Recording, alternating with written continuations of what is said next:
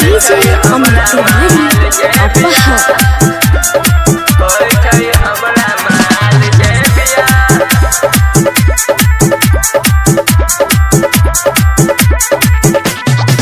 बनल अंगना में मारा बा चल तो छोड़ के दोसर के घर बा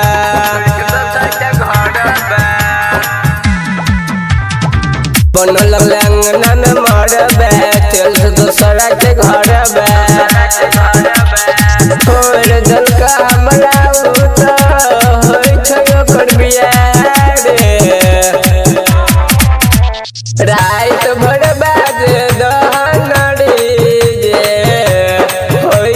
हमरा माल के बिया होय छै हमरा माल के बिया रात भर बाजे दहनड़ी जे होय छै हमरा माल के बिया होय छै हमरा माल के बिया होय छै DJ Amit Tiwari Apahar शादी के दिन छै ओकर भाई रे जेते हमरा भुलाई खबर तो एक दिन भाई रे जेबे हमहू भुलाई खबर तो एक दिन भाई रे जेबे हमहू भुलाई शादी के दिन छै ओकर भाई रे जेते हमरो भुलाई एक दिन खबर तो हमरो जेबे हमहू भाई भुलाई मोर जेबै ओकरा बिना रहबन हम जिंदा रे रात भर बाजे दहनड़ी जे होय छै हमरा माल के बिया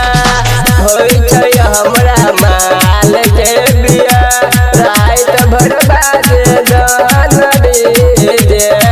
होय छै हमरा माल के बिया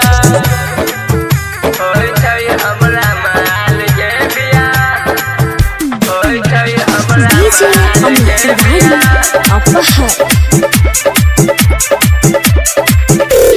सेना ने करे के तोरो संगे होय छै भाई हमरा संग रे गायक सतेंद्र सराबी कहै त सोचे बात रे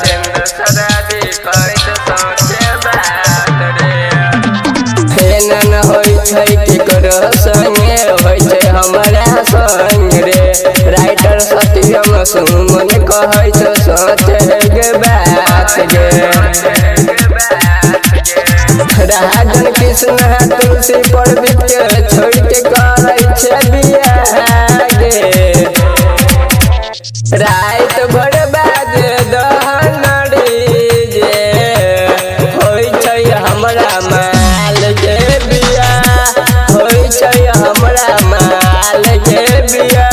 रात भर बाजे दहनड़ी जे होय छै हमरा माल के बिया।